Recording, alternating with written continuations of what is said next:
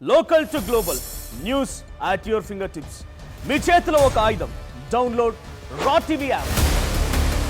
Media legend Ravi Prakash is back.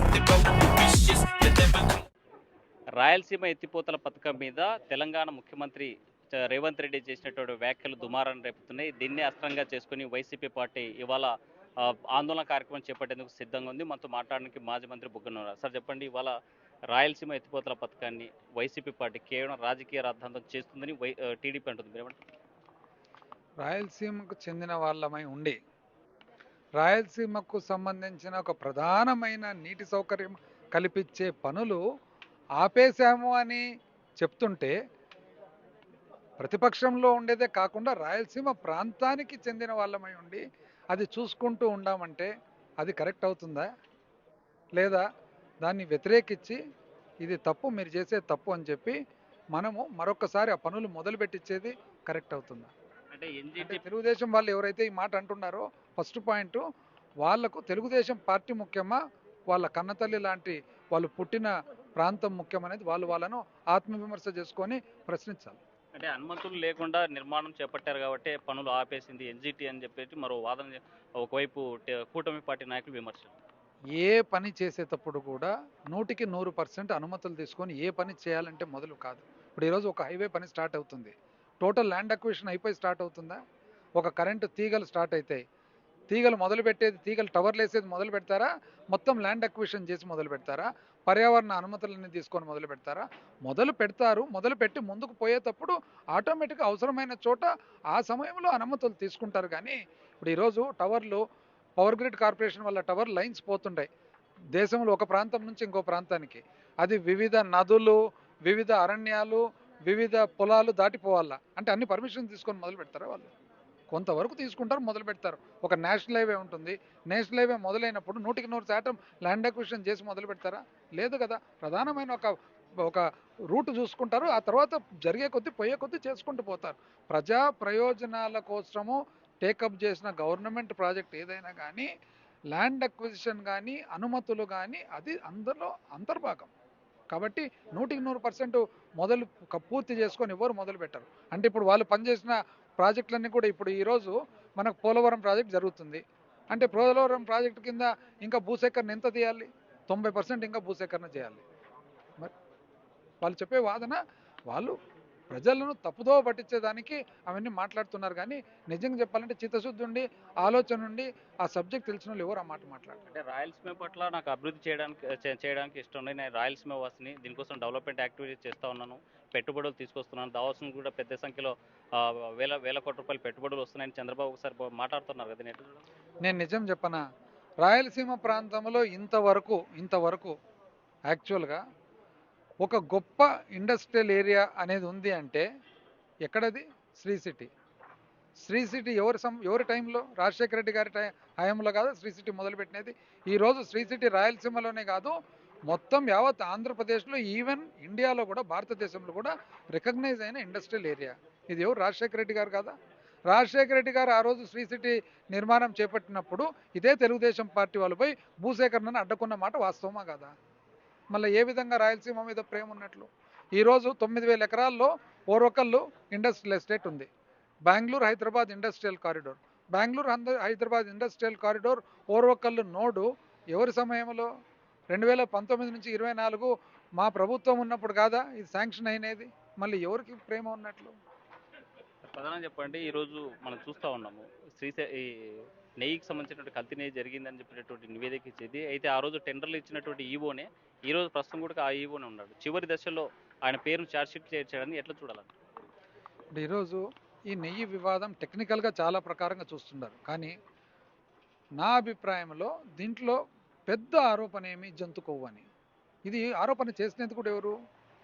None other then రాష్ట్ర ముఖ్యమంత్రి కోట్లాది మంది హిందువుల మనోభావాలకు ఇంపాక్ట్ కలిగిన ఒక స్టేట్మెంట్ ఇవ్వడం జరిగింది.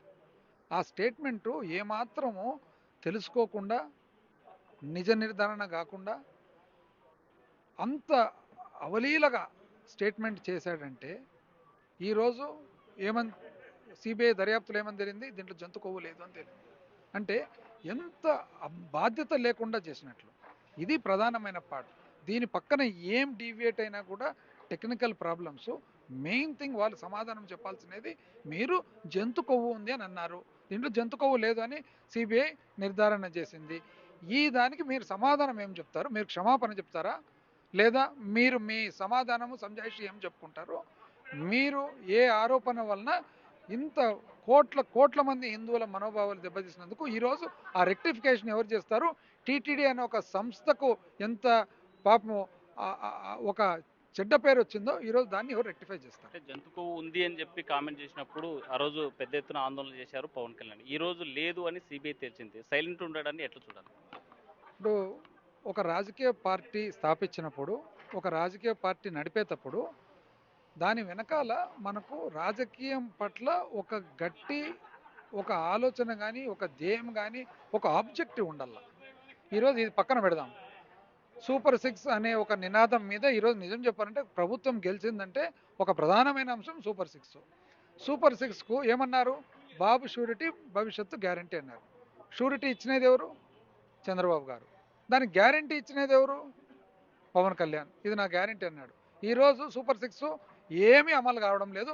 ఏదో ఒక సిలిండర్ అర్ధ బస్సు తప్ప. మరి ఈరోజు ఆయన ఎక్కడ పోయినాడు పవన్ కళ్యాణ్ గారు? ఎందుకంటే ఆయనకు రాజకీయం పట్ల ఆయనకు ఒక ఫౌండేషన్లో ఆబ్జెక్టివ్ కరెక్ట్గా క్లారిటీ ఉంటే చేస్తారు. సేమ్ థింగ్ మీరు ఇక్కడ కూడా అప్లై చేయండి. టీటీడీకి కూడా అంతే. అంటే గమనించే వాళ్లకు ఇది ఒక అవకాశవాదము. ఏ కారణం వల్లనో కూటమిలో మేజర్ పార్టీ టీడీపీని బ్లైండ్గా సపోర్ట్ చేస్తున్నాడు తప్ప, అదే ఎందుకు సపోర్ట్ చేస్తున్నాడు అనేది అది ఆయనకు తెలియాలి. ఎందుకు అంత బ్లైండ్గా సపోర్ట్ లేకుంటే ఏ రోజైతే సూపర్ 6 అమలు కాలేదో ఆ రోజే బయటకు వచ్చిండల్లా. బయటకు వచ్చి ఇది తప్పు కదా, నేను గ్యారెంటర్ కదా, నేను గ్యారెంటర్గా ఉన్నప్పుడు వాళ్ళకు బాధ్యత లేకుండా నాకు బాధ్యత ఉంది కదా అని అన్నల్లా. అనలేదే.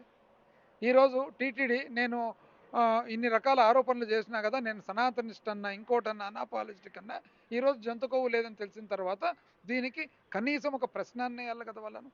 అంటే ఇది సమ్ ఆపర్చునిజం, అవకాశవాదం.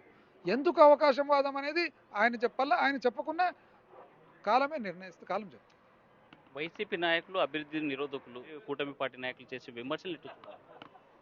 ఇప్పుడు అభివృద్ధి అనేది జరుగుతుంటే అడ్డుకుంటున్నారా లేదా అనే ప్రశ్న ఉత్పన్నమవుతాయి. అభివృద్ధి ఏం జరుగుతుంది కాబట్టి, ఏ అభివృద్ధి జరుగుతుంది కాబట్టి 1.5 సంవత్సరం అయింది. ఎంతసేపు స్టేట్మెంట్లు, ఆర్టిఫిషియల్ ఇంటెలిజెన్సు, దోమను కంప్యూటర్ ద్వారా కనుక్కుంటాము, ఈ పండు మీద ఉండే ఈగను కంప్యూటర్ ద్వారా కనుక్కుంటాం. ఇవే తప్ప నిజంగా అభివృద్ధి అనేది ఎక్కడ జరుగుతుంది?